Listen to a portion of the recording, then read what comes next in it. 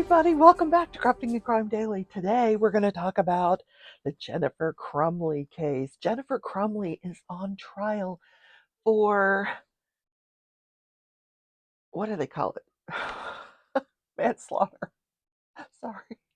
Yeah. Involuntary manslaughter. 4 counts. All stemming out of a shooting that occurred at Oxford High School by her son with his Christmas present, his 6 Sauer 9mm pistol, which he happened to have in class that day. And he is now serving 4 life sentences without the possibility of parole. And she's in trouble for bad parenting. Yes, she is. But today, we're going to talk about the school personnel because this deserves a little bit of time. Yes. But before I get to it, please subscribe, hit the notification bell. You want to hit all so you don't miss a single episode of Crafting and Crime Daily. And give me a thumbs up. Yeah. Okay. So let's get right into it. On the stand, this is over the course of day 3 and 4 of the trial. And before I even get there, I just have to say, the defense attorney is in over her head. She is drowning in this case. Um, I don't even know her name, and I'm not gonna, you know, I'm just gonna, on Friday, by Friday afternoon. Now I gotta hand it to you. If you're one, it's very stressful to go through a trial as an attorney. It's very, very stressful. But she's doing this, case of first impression, the first kind of this case like this in the entire country ever. And she's doing it by herself.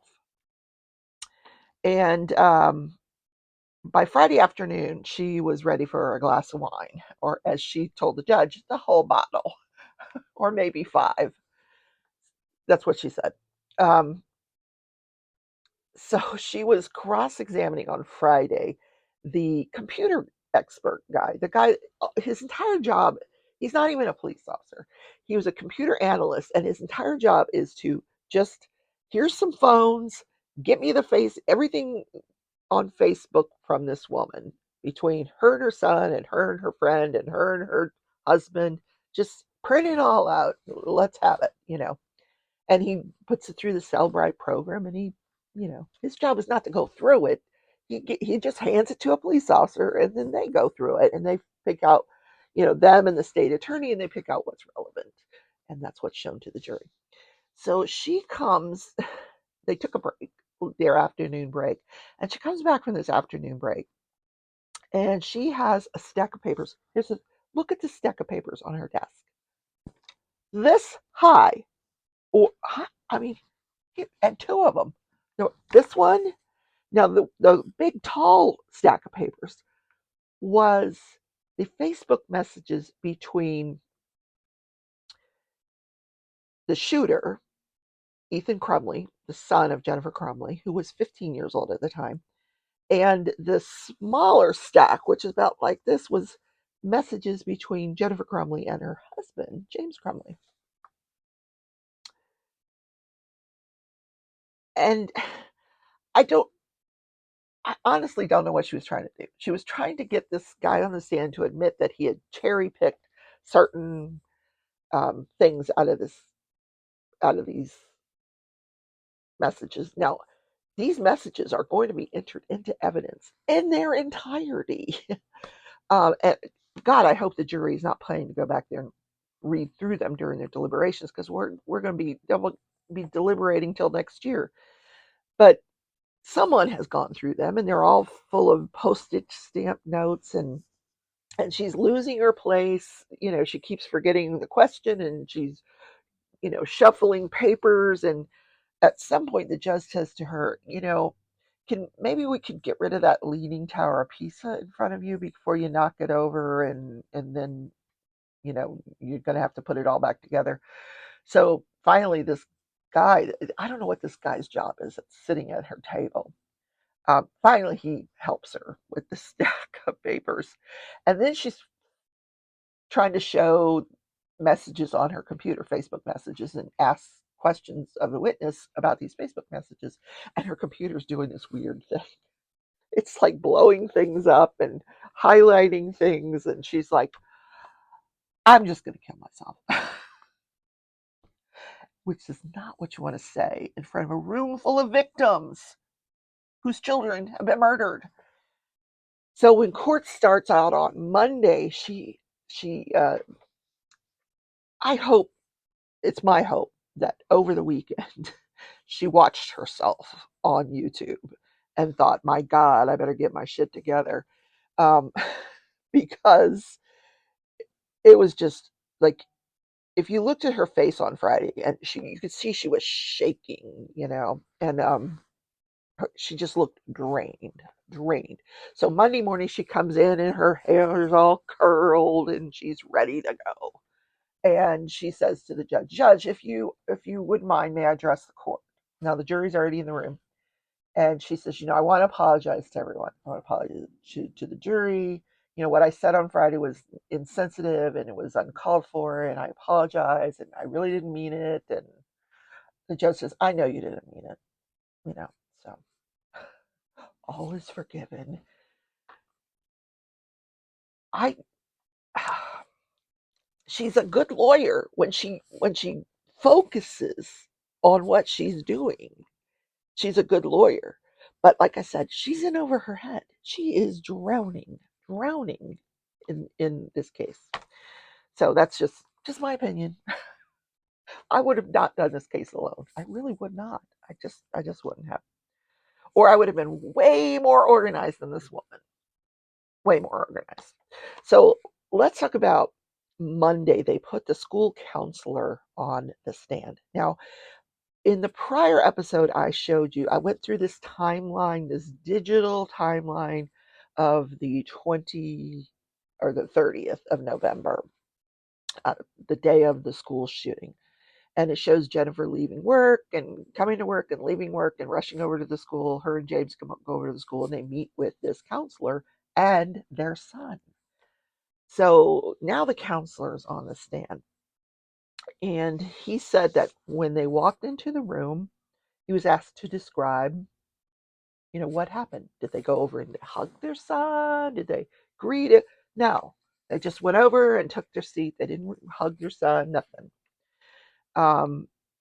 He said, when he was asked about her demeanor, he said she looked like she felt like she had been inconvenienced by being there. And the judge asked him, so can we agree that no parent is excited when they get called to the school? And he goes, well, yeah, I'll agree with that. I don't know why this judge is asking questions, but okay. He said when he saw this math sheet, he was genuinely concerned for Ethan Crumley's well-being. So he had brought him down to the office, and he had had a very long, lengthy conversation with him before his parents arrived. He said it was his hope that his parents would remove him from the school that day, take him home, and get him counseling that day. And he gives Jennifer Crumley, the defendant, a list of mental health, places where she can go and get help for her son. And he tells the jury, the counselor does, that he did not feel like Ethan should be left alone. He felt like what was on that paper was what he was seeing was suicidal ideation, and that he felt like, this kid should not be left alone. Now, he was asked by the attorneys, did you communicate that to the parents, that you felt like he shouldn't be left alone? And he couldn't remember if he communicated that or not. But their response to take him home and get him counseling was, we can't do that. We have to get back to work. First of all, I understand your need to get back to work because you're the director of marketing at a real estate firm. Your husband does DoorDash. He can't take the day off of DoorDash to get his son some mental health counseling? I'm sorry. Okay, whatever. Anyway. So this counselor said I was really caught off guard because I I thought they would take their son and get him some counseling, but they said no, we're going to leave him here in school. Um, he said that Ethan actually requested, I want to go back to class. Can I go back to class? And so his feeling at this point was because Ethan had said, if I go home, I'm going to have to walk home by myself and I'll be alone all day. And his parents, when he said that, the parents didn't respond. Didn't respond. Like, hey, no, I'll drive you home. No response. He only lived a mile from the school. So this particular counselor said, it was my thought that he would be better off in school than sitting home alone. That's probably true. Well, we know it wasn't true because he ended up killing 4 people. So the counselor's plan, and he told the parents, you've got 48 hours. Get him some mental health. Do you think he can do this within 48 hours? And they're like, yeah, yeah. And then Jennifer Crumley's like, okay, are we done? Can we go? And so he actually writes a call pass for Ethan to return to his classroom, and he leaves and goes back to his classroom. We saw that on video, or I showed you a snapshot of that, and the parents gathered their belongings and left. So his plan was to follow up the next day and see where they were at with getting him mental health counseling, see if they'd made an appointment or if they where are you with this? And if they had done nothing, he was going to call Child Protective Services. Too late. Too late. Yeah. Then on cross-examination, he was asked about a prior meeting that he had had with Ethan regarding him falling asleep in class. And he says, I do not remember any kind of meeting like that. I just, I don't, if you say I had that meeting, I believe you, but I don't remember it.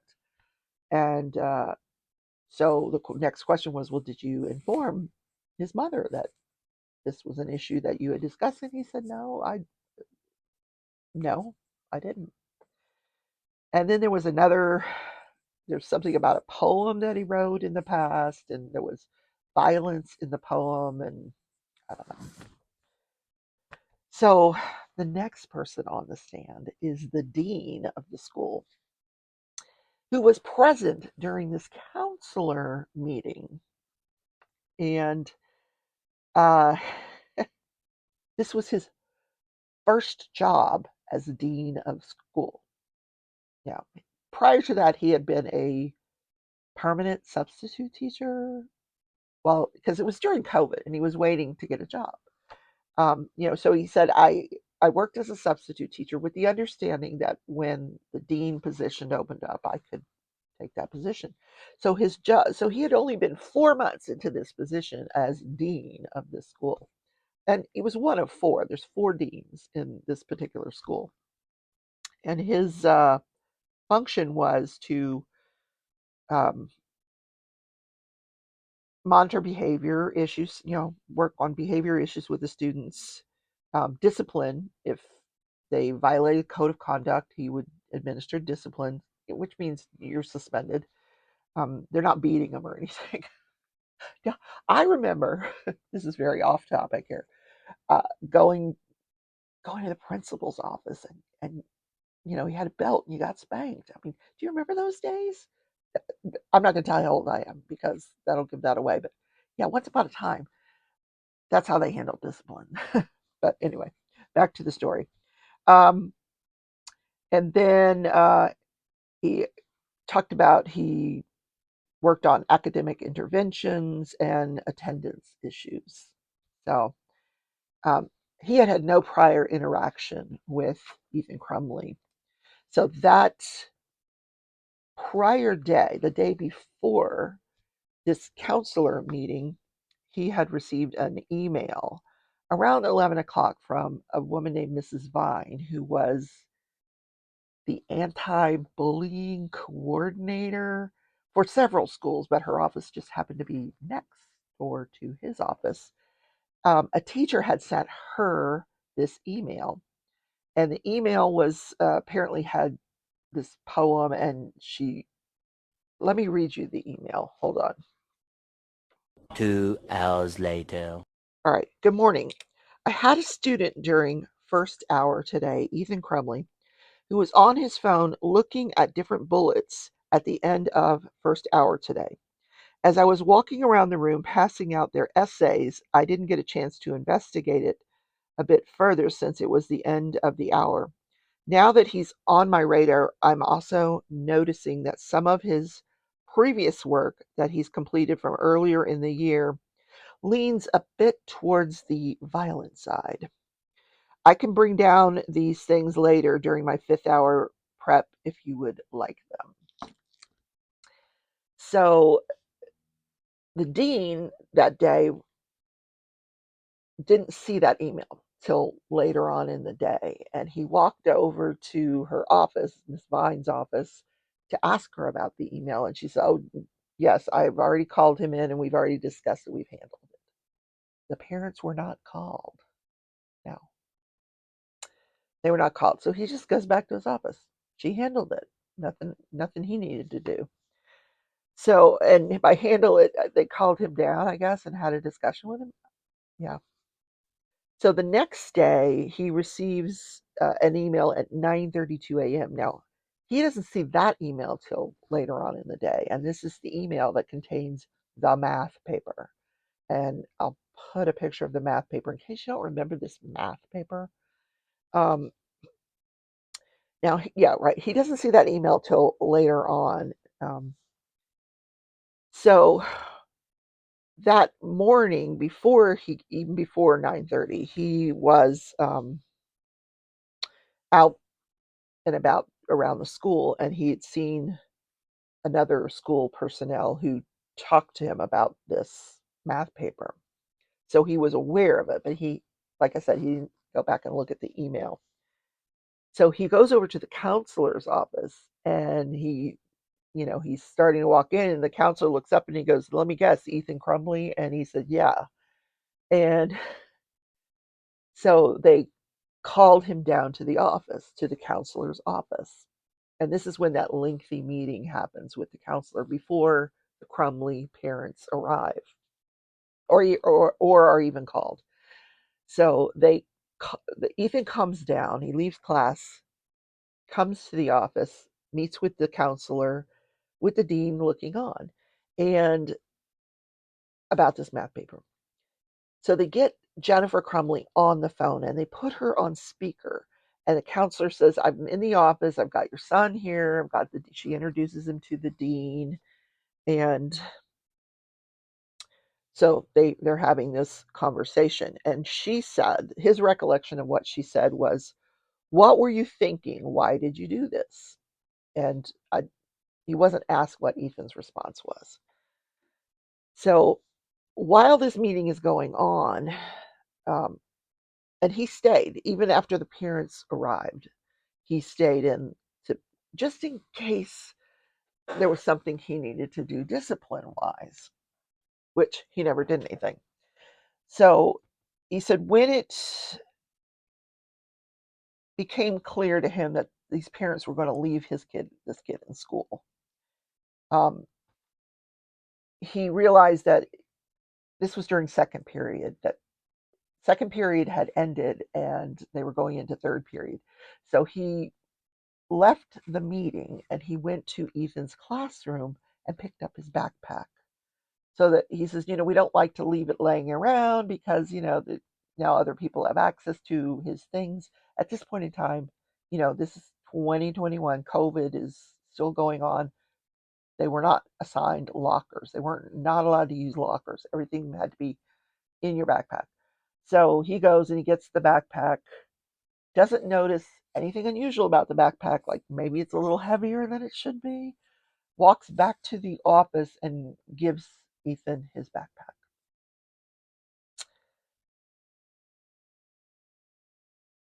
Now, it was his understanding that he was going to be leaving with his parents to get help. Um, And at this point, he talked about this resource called Common Ground. It's a mental health facility that provides immediate care to juveniles. Like you can go there, you don't have to have an appointment, you can just go there. And this they never really discussed, like she was just handed the paper. Here's some resources. They didn't say, hey, here's this one that you can go right away to. No. So he explained to the jury that during this meeting that they had prior to the Crumleys arriving, Ethan had explained to them that he was very down because his dog had passed away, his grandmother had passed away, and his friend, the one that he was writing all those messages to, had moved. Now, actually, what happened with the friend, and they're not naming the friend, um, my understanding is his parents put him in some kind of rehab facility. Oh, he was no longer available to converse with Ethan Crumley. So he had communicated to the counselor and the dean, with respect to the math paper, that, he was planning to become a video game designer. That's why he was drawing the gun and the parents that his parents wanted him to focus on academics, and they had a big blow up the night before, because he wants to do this and they want him to do this. And so and he said he agreed that he was also struggling following this remote learning experience that they had during COVID. So the, the dean was asked, why didn't you search his backpack? That was the elephant in the room. Why didn't you search the backpack? And he said, I'm not allowed to search things unless I have reasonable suspicion. He goes, I had no reasonable suspicion that would allow me to search his backpack that day. Now, when he said that, I'm like, what? He drew a gun with a victim, blood on the floor of the victim, says he needs help. And first of all, nobody wants to ask this kid, hey, do you own a gun? Do you own a gun? Did you bring it to school? Can we look in your backpack? I know hindsight's 2020. I get that. But drawing a gun with the accuracy that he drew that gun on that piece of paper, first of all, why wouldn't you ask if do you own a gun? Do you? Because the dean had explained that a lot of these kids own guns, because he said this is an area where a lot of these kids and their families, they go hunting a lot. And he says at one point during COVID, school didn't start till 10:30, and a lot of them would go hunting before school. So he had to make it clear, like, or it was made clear to the Oxford School students that they were not allowed to come to school with their guns, and they weren't allowed to come with them in their vehicles, and they just leave them at home when you get done hunting. The other thing he said was that they were actually, some of these students were taking pictures of themselves at the homecoming dance with weapons. What is going on at the school? But he didn't have reasonable suspicion that Ethan had a gun, because no, I want to be a video game designer, so I drew this gun. Oh my God. So his recollection of the parents was they said they couldn't take him anywhere that day, that he had to return to work. Um, and he says typically, parents go right away to get help. Now, I don't know how he knows that. You've only been working 4 months here. You're not the counselor. You're the dean. And that was another thing. Why didn't you send him home? Why didn't you send him home? And he goes, I had no reason to administer any discipline. He had not violated any code of conduct. And the defense attorney's like, wait a minute, let me get this right. Because he had been caught also on a previous occasion, watching a video on his phone of people being gunned down. Now, the person who saw this said it wasn't like it was a real video, like something that had really happened, more like a movie type thing. So the defense attorney's like, let me get this straight. Because when I went to school, we had to spend our time doing schoolwork. We didn't get to watch violent videos or draw pictures or look up bullets on our iPhones. How is that not a violation of the code of conduct? He says it isn't. It's not. We can ask them not to do it. He says, but none of this warranted him suspending Ethan Crumley, because that would have been the discipline, suspension. Like I said, they don't beat him or anything like that anymore. Suspend him. Nothing rose to that level. And he says once it was on our radar that this was a mental health issue, it never that took it off being a disciplinary issue. So this was a mental health issue here. Well, I agree with that. I do. But okay. So he denied that he had any knowledge that Ethan owned a gun, had been gifted a gun by his parents. That was never told to him. Had he known that, he said he would have gotten the school resource officer involved that day.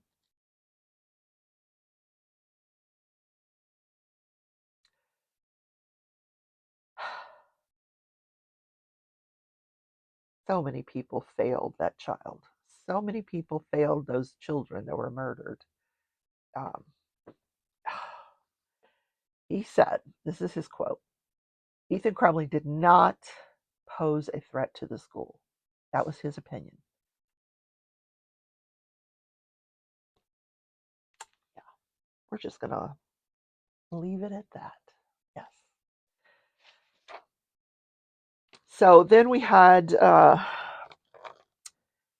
the real estate, her boss, Andrew Smith, her boss, was on the stand. And one of the things he testified to, Jennifer Crumley's boss, first of all, that she was the director of marketing, that her hours were flexible. He says, we are a very family-centered employer. Family comes first. If you need time off to take care of an issue you're having with your family, we will give it to you through our generous PTO program or whatever it is. And one of the things he said was, because he was shown a picture of her employment folder, which included the insurance that she opted to carry.